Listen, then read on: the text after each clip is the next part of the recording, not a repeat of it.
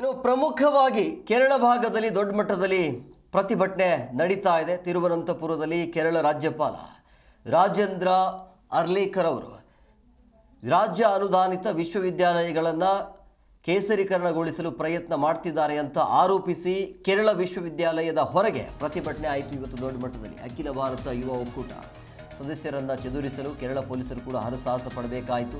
ದೃಶ್ಯಗಳಲ್ಲಿ ಕೂಡ ನೀವು ಗಮನಿಸ್ತಾ ಇದ್ದೀವಿ.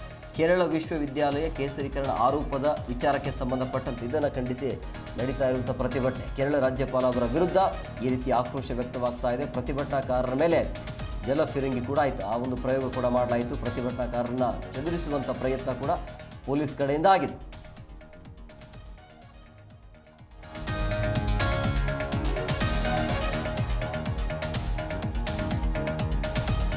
ನೋಡಿ, ಕೇರಳದಲ್ಲಿ ಆಗಿರುವಂಥ ಪ್ರತಿಭಟನೆ ಇದು. ತಿರುವನಂತಪುರಂನಲ್ಲಿ ಕೇರಳ ರಾಜ್ಯಪಾಲ ರಾಜೇಂದ್ರ ಅರ್ಲೇಕರ್ ಅವರು ರಾಜ್ಯ ಅನುದಾನಿತ ವಿಶ್ವವಿದ್ಯಾಲಯಗಳನ್ನು ಕೇಸರೀಕರಣಗೊಳಿಸಲು ಒಂದು ಸ್ಟೇಟ್ಮೆಂಟ್, ಆ ಒಂದು ಪ್ರಯತ್ನ ಮಾಡ್ತಿದ್ದಾರೆ ಅಂತೇಳಿ ಆರೋಪಿಸಿ ಇವತ್ತು ವಿದ್ಯಾರ್ಥಿಗಳು ಮಾಡಿರುವಂಥ ಪ್ರತಿಭಟನೆ ಇದೆ.